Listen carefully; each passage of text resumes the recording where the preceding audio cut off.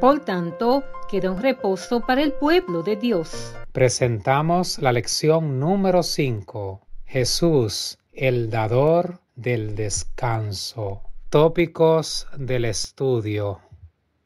El pacto davídico prometía descanso al rey entronizado y a su pueblo. La progresión lógica de Hebreos coincide con esta noción. En Hebreos 1 y 2 vemos la preeminencia de Cristo como gobernante divino y libertador de su pueblo. Hebreos 3 y 4 muestran la superioridad de Jesús sobre Moisés y Josué como el líder divino que ofrece descanso. El reposo sabático en el Antiguo Testamento se describe en 2 versiones de los 10 mandamientos. El primer pasaje enfatiza la creación, el segundo la redención. En Hebreos 3 y 4, Pablo usa la generación del Éxodo, no a sus hijos pequeños, como ejemplo de incredulidad y desobediencia, para mostrar la consecuencia perjudicial de no poder entrar en la tierra de reposo en Canaán. Pablo se dirige a su audiencia y la exhorta con una cita del Salmos 95. Si oyereis hoy su voz, no endurezcáis vuestros corazones,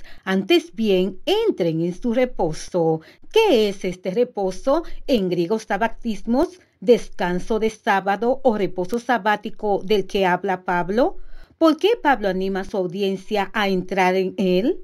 Estas son las preguntas que abordaremos en este estudio. Cuando Dios libró a Israel de la esclavitud de Egipto, su propósito era llevarlo a la tierra de Canaán, donde podría descansar. La tierra de Canaán era la herencia que Dios había prometido a su padre Abraham, porque había obedecido la voz de Dios y había dejado su país para ir a la tierra prometida. Dios le ofreció a Israel 2 tipos de descanso, uno respecto del lugar y otro respecto del tiempo. El propósito de Dios al darles la tierra a Israel no era simplemente que la poseyeran. Dios los estaba atrayendo a sí mismo. Dios quería que vivieran en una tierra donde pudieran disfrutar de una relación íntima con Él y sin ningún obstáculo, y donde también darían testimonio al mundo de quién era el Dios verdadero y lo que le ofrecía a su pueblo. Una vez hubieran expulsado a aquellos que habían sobrepasado el límite de la maldad y que hubieran eliminado todo rastro de idolatría, Canaán sería un segundo Edén,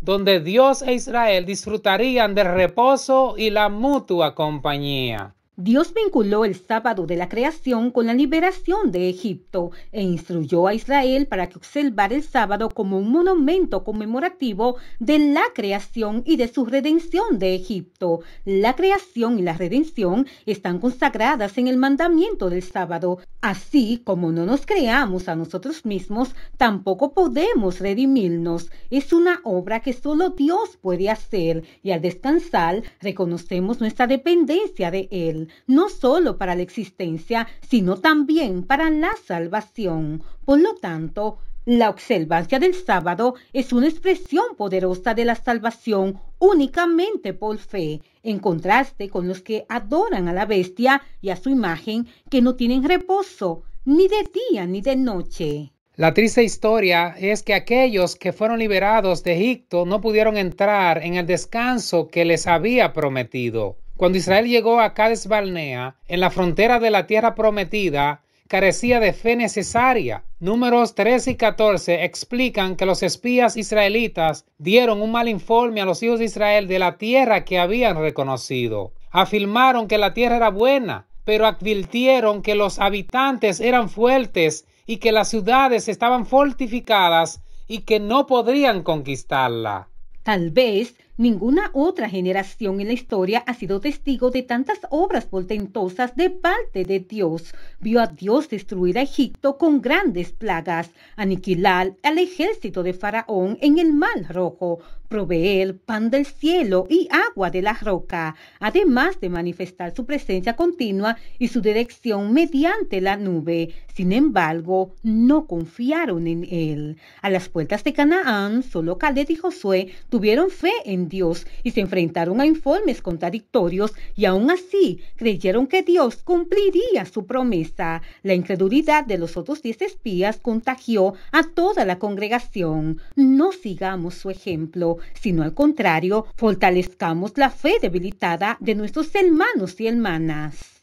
La fe o la falta de ella es contagiosa. Por eso, Hebreos exhorta a sus lectores, exhortaos los unos a los otros, para estimularnos en el amor y las buenas obras. No sea que alguno deje de alcanzar la gracia de Dios. Ayudemos con nuestra actitud a edificar la fe de nuestros hermanos. No digamos ni hagamos nada que debilite la fe de nuestros hermanos. Aun cuando hayan aparentes dificultades, no debemos hablar de incredulidad y fracaso, porque Dios no nos llamó al fracaso, sino a la victoria en Cristo Jesús. El reposo prometido a Israel, en realidad a toda la humanidad, no se cumplió completamente con la conquista de Canaán, ni siquiera cuando, en tiempos de David y Salomón, Israel dominó sobre toda la tierra prometida. Sin embargo, aún había idolatría entre el pueblo de Dios. El hecho de que la generación del desierto no entrara en el reposo no impidió que Dios trabajara con su pueblo.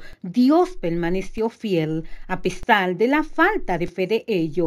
Por lo tanto, Pablo repite varias veces que la promesa de Dios permanece. Él utiliza los verbos griegos kataleipo y apoleipo, que implican que habían dejado de lado o habían ignorado la promesa. El hecho de que la invitación a entrar en el reposo se repitiera en la época de David, en referencia al Salmos 95, implicaba que la promesa no había sido reclamada y que todavía estaba disponible. Ese reposo, la íntima comunión con Dios, ha estado disponible para toda persona desde la creación y sigue disponible hoy para cada uno de nosotros. Es más, algunos han entrado en él y otros están a punto de entrar. El llamado que se nos hace hoy nos invita a reconocer que Dios ha sido fiel con nosotros y nos ha dado todas las razones para aceptar su invitación de inmediato y sin demora. Hoy es el momento de reflexión. Hoy es el momento para decidir ser fieles. Hoy es el momento de la oportunidad, así como también del peligro.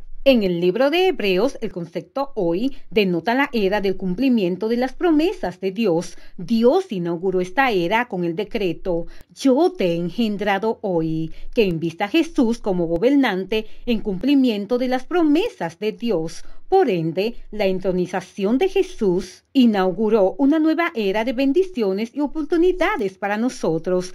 Hay decisiones espirituales que debemos tomar hoy que no admiten postergación. Hay riesgos serios en la demora. Si oyereis hoy su voz, no endurezcáis vuestros corazones. No se nos invita a entrar en nuestro reposo, sino en el reposo de Dios, su reposo. El verbo griego sabatizo se usa 7 veces en la Septuaginta como traducción del sabbat, cesar o descansar. Una vez se refiere a reposar durante el sábado semanal, una vez a reposar en el día de la expiación y 5 veces se relaciona con el reposo de la tierra durante el año sabático. Sabatismos, que se refiere específicamente al descanso sabático, sugiere un reposo especial, no solo la cesación de las actividades. Este reposo que Dios promete a los fieles tiene, como el día sábado, ribetes de bendición, de redención y de santificación. El descanso que ofrece Dios es el que cada semana miran por la fe los que observan el día de reposo ordenado por Dios.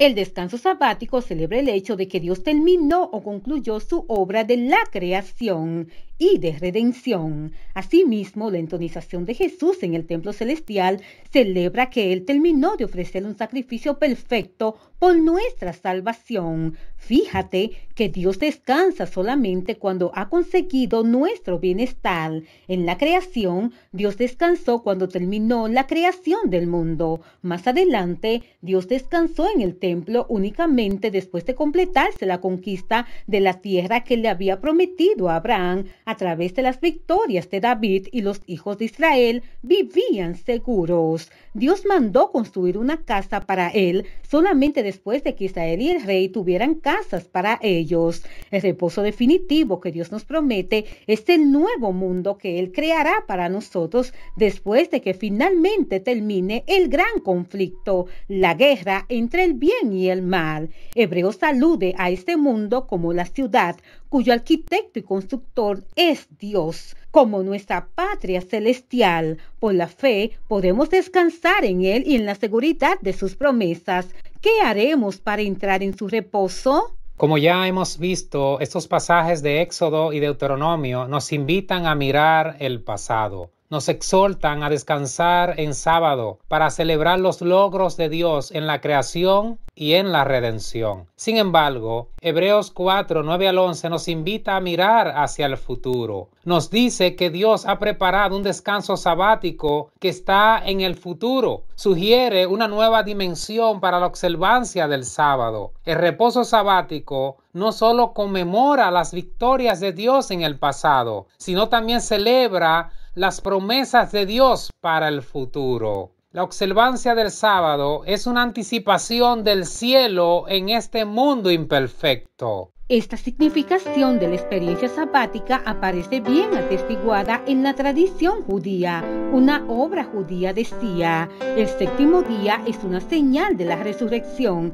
el reposo de la era venidera. Y en otra fuente judía leemos que la era venidera sería el día en el que habrá total reposo sabático por la eternidad.